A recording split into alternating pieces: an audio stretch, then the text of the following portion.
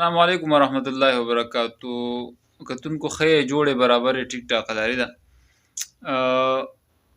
نن د سره پوسټ باندې خبره کومه. ما بل ورځ دا پوسټ کړی د شیخ صاحب چې کوم دوره تفسیر شروع کیږي په پنجپیر کې، نو هغې باره کې ما دا پوسټ وکړو.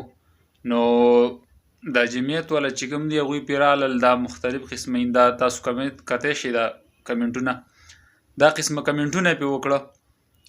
چا ورته لیکلي وو چې نامنظور، او چا ورته لیکلي وو فضول، او چا څه او چا څه. خفه په دې شومه چې دومره خدای پاک ظالمان پیدا کړي دي، دومره د قرآن دشمنان دي دا خلک، چې هر قسمه چې کوم د قرآن تفسیر دپاره یا افتتاح کیږي یا چې هغسې د هغې دپاره موږ پوسټونه وکړو یا څوک پوسټونه وکړي، نو دوی راځي او په هغې باندې دغه لیکي چې دی په دې باندې لکه تاسو خلک ګمراه کوئ. مختلف قسمه کمنټ یې کړي دي، هر قسمه کمنټ یې کړي، کمنټونه ډېر کړي، خو بهرحال ماته دا لږ راغستې دي. نو د خدای ظالمانو تاسو چې وایئ چې دا خلک ګمراه کوي په قرآن باندې، ندیم مفتي خبرې تاسو به بیان اورېدلې، هغې کې مو وایي چې یاره دوی کو ته قرآن بیانوو نو هم متمه کېنئ. نو زه دې حاریان دې ته یم چې آیا موږ په قرآن باندې خلک ګمراه کوو؟ دا څوک مني؟ دا عوام ورونه دی، په دې باندې ځان پوهه کړي چې په قرآن باندې بیانولو باندې یا په قرآن اورېدلو باندې لکه څوک ګمراهېږي.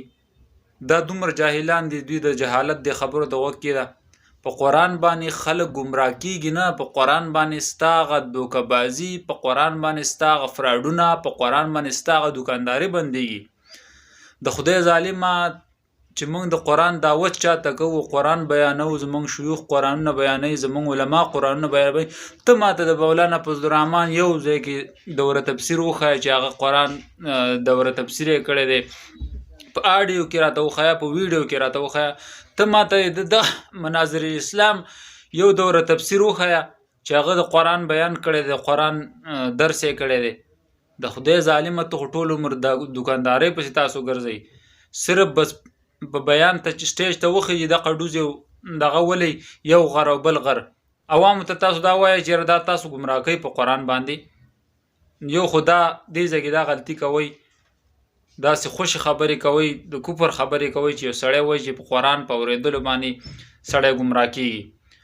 زه چلو پنجپیر والا قرآن په اورېدلو باندې خلک ګمراه کوي، په قرآن په بیانولو باندې.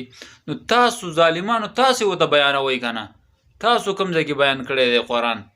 تاسو خو ماته ستاسو د غټو مناظرینو د الیاس ګومن او د ندیم او د چې کوم دی وی د هغه ته یو دوره تفسیر خو ماته وښیه که نه چې هغوی قرآن وایي او قرآن خلکو ته بیانوي او په قرآن باندې خلک د حق لارې ته راولي.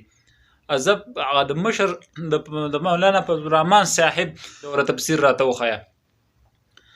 عوامو د دې خلکو په قرآن په اورېدلو کې د دوی تاوان دی، ګټه پکې نشته، ځکه چې دوی کومه دوکانداري ده، کوم فراډونه دي، هغه هر څه بندېږي دې سره. عوام نونه دوی په خولې باندې دوکه کېږي نه. دا خو ظاهره خبره ده. موږ قرآن بیانو، الحمدلله زمونږ عالمان چې کوم دي هغه ټول قرآن بیانوي.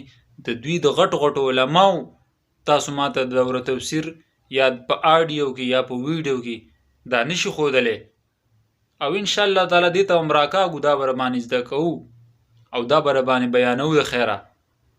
اخر به تاسو دې ته کښېنئ، دې له به راځئ د خیره انشاءالله تعالی. او ظالمانو زموږ د قصد خو شروع کوي که نه، موږ خلکو ته قرآن بیانوو، تاسو نران شئ قرآن خلکو ته بیان کوي که نه. نو عوام ورونو ته زما دا درخواست دی چې دې خلکو په خبرو کې نه راځي، او چې چا ته قرآن بیانو هغه ته کښېنئ.